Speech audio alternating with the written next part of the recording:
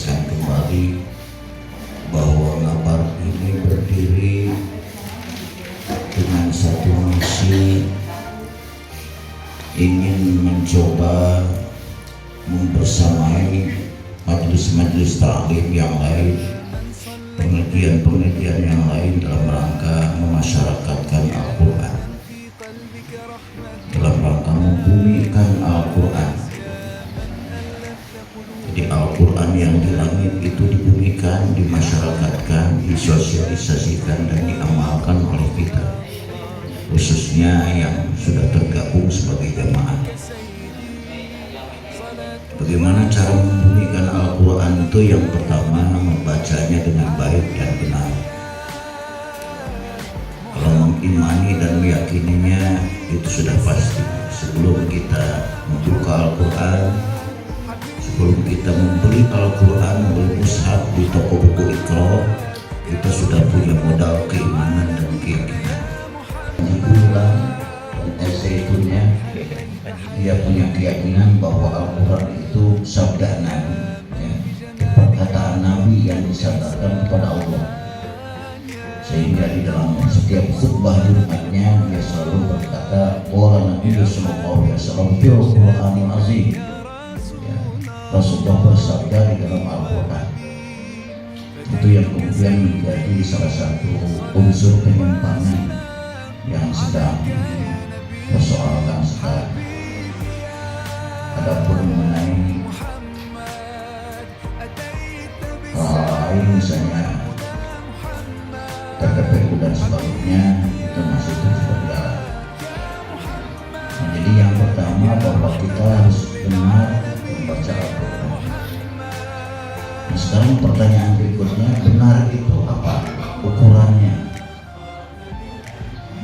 Benar itu menurut siapa? Ya, benar itu tentu saja menurut Allah dan Rasulullah, ya. Jadi ukurannya bukan benar menurut ustaz, bukan benar menurut ulama, tapi benar menurut Allah dan Rasulullah. Tetapi kenapa kemudian benar menurut Allah dan Rasulullah itu kemudian menjadi berbeda-beda? Ya, di sini ada guru pembina Taksim dan Tajwid, ada dua ini, saya ajar dan Kiai Jending, termasuk pesantren. Mohon maaf katanya tidak bisa hadir karena hari ini ada undangan di Garut. Termasuk juga gurunya Bang Yul ini, Ustaz Lulu, ya, sebagai hafid Al-Quran, termasuk juga Imam Nasir Abu, termasuk juga pembina pendidikan kader ulama. Kenapa berbeda-beda? Kok kalau dari sanadnya dari Rasulullah, kenapa kemudian menjadi berbeda-beda? Itu tadi sudah disinggung, berbeda pendengaran, ya, berbeda pendengaran dan berbeda tanggapan. Jadi jangankan kita yang sudah jauh dengan Rasulullah, para sahabat sendiri berbeda-beda. Ada sahabat yang sering bersama-sama Rasulullah. Tentu saja mereka yang sering bersama Rasulullah itu ketika Rasul menyampaikan sesuatu itu mereka mendengar. Tapi juga banyak sahabat-sahabat yang tidak sering bersama Rasulullah. Jadi ketemunya dengan Rasulullah itu seminggu sekali, sebulan sekali, bahkan mungkin ada yang setahun sekali. Sahabat itu. Jadi jangan digambarkan yang namanya sahabat itu orang yang dekat Rasulullah itu selalu sama dengan Rasulullah. Ini buktinya saja, buktinya ya. Itu baca Fatihah di dalam sholat itu kan ada yang diawali dengan basmalah, ada yang diawali dengan Alhamdulillah. Jadi kalau ibu-ibu misalnya ke Mekah itu bermakmum di Masjidil Haram, itu kebanyakan imam Masjidil Haram itu baca Fatihahnya dari Alhamdulillah. Jadi begitu Allahu Akbar itu bukan bismillah. Alhamdulillahirabbil alamin. Baca ulah kakek, nah itu imam tentu baca bismillah. Nah itu dari Rasulullah begitu. Kenapa? Karena sahabat yang pernah jadi makmum pada saat itu, Abu Bakar, Umar, Utsman, Ali, semua sahabat dekat dengan Rasulullah, bermakmum kepada Rasulullah. tidak membaca basmalah. Rasulullah itu tidak membaca, ya tidak kedengaran membaca basmalah. Sehingga kemudian disampaikan oleh keempat sahabat ini kepada umat Islam bahwa Rasulullah itu sholatnya dimulai dari Alhamdulillah.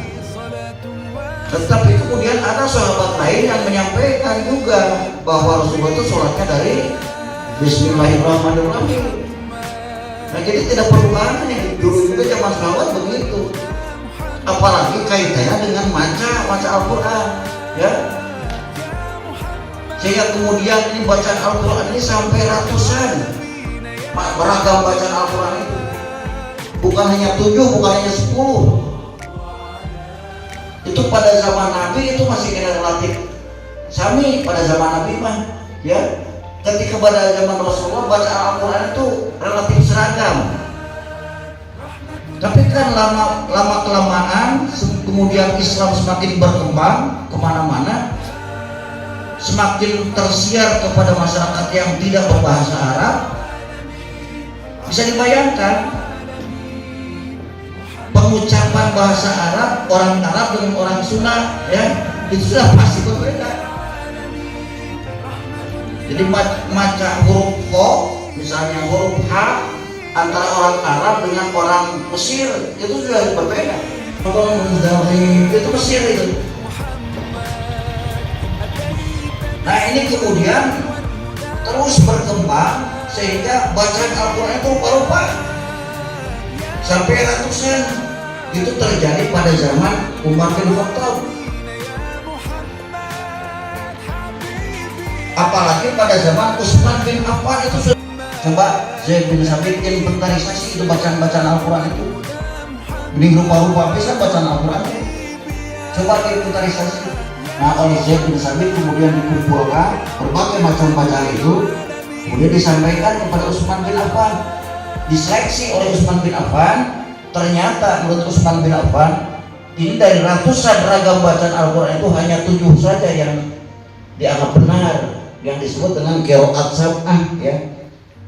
Jadi Pak Ustadz Enang Kosasi itu lulusan pesantren Kudang, itu takhusus spesial qiraat sab'ah yang hari ini sedang mengadakan acara di sana itu.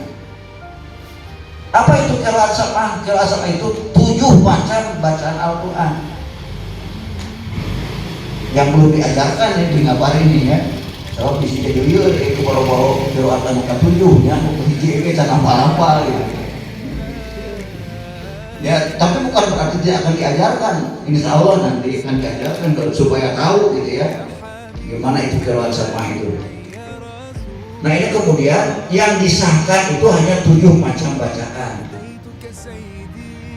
Nah, terkait dengan tadi iyaka, ternyata memang yang namanya belajar Al-Quran itu harus langsung mendengar dan melihat, ya. Tidak cukup dengan baca Google, ya. Tidak cukup dengan mendengarkan di dalam HP. Tidak cukup, apalagi mendengarkan di dalam HP itu yang namanya pendengaran itu kan kadang-kadang benar itu cerita, kadang-kadang saliwang kan gitu, ya. Makanya yang belajar mengaji Quran itu harus seperti ini, mendengar, melihat. Yang disebut dengan munadzarah itu mendengar, musyafahah itu melihat, punya bibir guru. Makanya dulu pernah jadi masalah ketika saya juga pernah ikut menjadi Dewan Hakim tingkat Kabupaten Cianjur, ya. Dewan Hakim kumaha hukumna Dewan Hakim ningali bibirna awewe gitu, yang bibirna kori gitu termaca Quran. Ya, akhirnya ada diputuskan yang namanya sedang menseleksi, yang namanya sedang menilai, ya harus melihat. Ya silahkan saja melihat, tapi jangan kemudian tina ningali itu jadi bogor.